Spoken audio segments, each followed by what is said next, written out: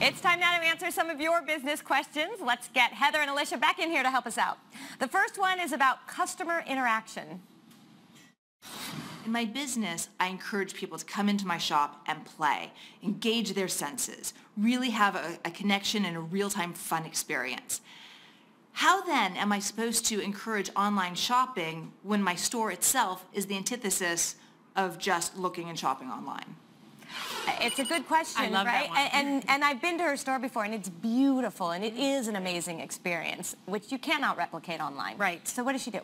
Well, she shouldn't try to replicate it online, but what she can do is take the online viewer into the store, give reactions of people when they're touching the products. You know, rhetoric, what she's writing in her copy is really, really important. And then reviews, why this product, what tap their senses about it. She can tell the story online without being able to go in there. And don't forget that oftentimes people who see things in a store then go online and shop for it. So she's got to grab who she's got in the store, and then through promotions or online promotions, she can get them to shop online as well. And I'm thinking, Alicia, if she thinks of it as one big thing, right? Yeah. Not this is the store and this is online, but this is who we are. That's right. Yeah, I think that the online presence should really be an extension of her brand. And so if she's really priding herself on having this like wonderful in-store experience, then what are those creative aspects that she could then portray online? So it's not just having a website where it's like, here's the product and here's the price and click to buy. But, you know, how do you make pleasing visuals on the website? Are there rewards that you can do? Are there promotions? Are there fun ways to engage the audience? Like, are they giving information, uploading pictures? So really making that website an extension of the brand. And then it's a little more seamless and it makes more sense. Yeah, video, you know what I mean? It's really, really great on websites, and she's the perfect candidate for it. Yeah, I think so. Okay, let's move on to the next one. A question about engaging with the all-important members of your staff. What else could we be doing to ensure that we retain those individuals that essentially make a professional service corporation viable and successful? It's a great question. I mean, particularly for people who are running small businesses, you're so busy that you just assume everyone's happy and they're doing a good job, and oftentimes it's not. Your employees are often your biggest customers. Absolutely. So for him, and for him, his employees are the front line too. So what can he do? So retention is incredibly important, and I think there are a number of formal ways you can address it and also informal ways. So formally, you can think about how do you include your employees in equity programs where they're actually earning equity in the company and they feel like they're partly an owner in the business. It's much tougher to walk away when you feel like you're part of it. And then also maybe have that equity vest over time. So again, it's harder to leave when you're forfeiting unvested equity.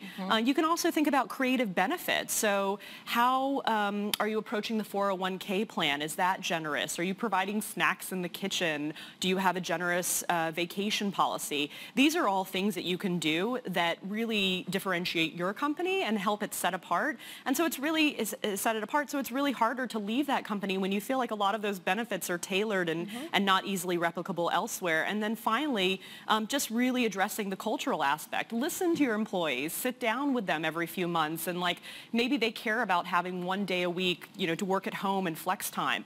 If you're providing them with what they really care about, it's so much harder to leave. I mean, culture is the biggest thing, It's the biggest, exactly. And other than financial things, there's a lot you can do. Team building. You know, I love this idea of stay interviews versus exit interviews. So you go to the people that have been within your company for a long time and you say, what do you love here? What do you love about the culture? And then you grow those ideas. And you have to invest in your employees. You know, you really, really have to. Workshops, everyone loves a good pat on the back. So recognizing when people have done a really good job and creating a culture that's got, you know, a real entrepreneurial spirit, like you said. Maybe if they're not given a piece of the business, they still feel like they're a part of the business from start to finish because it's all about the team. It's all about the rewards. It's all about the building, whether they're financial or they're not. But you'd really have to spend time with the nucleus of your organization, because when you're building it and when you have built it, your employees are the most important thing. I love this idea of a stay interview. I'd never heard of that before. I called it that before. And the companies who I've interviewed that have the best culture, companies like Warby Parker, Parker. It is not haphazard. Those founders thought very hard about what is our culture, and they trained people. They hired people who fit the culture, and then they train it. So it is embedded in the whole company. I do it at Yummy. We're 6 years old. I'm sure you know you're investing on your own. I don't know how big your team is, but it's really important to let your employees let you know what's cooking through outside agencies sometimes. Right. Okay, great. Let's move to the last question that we should all be asking when we're looking for a mentor. As I take my business to the next level, should I look for a business mentor in my own industry, or should I look for somebody who's outside of the industry? What do you think? Well, you know, both. I think both. I think a mentor is supposed to give you overall general guidance, not maybe so much specific guidance. And so what you need to do is look for smart people that you trust, that have done a really good job building businesses or doing those things themselves. If they're in your industry, that's a bonus, but to me that's a little bit more detailed.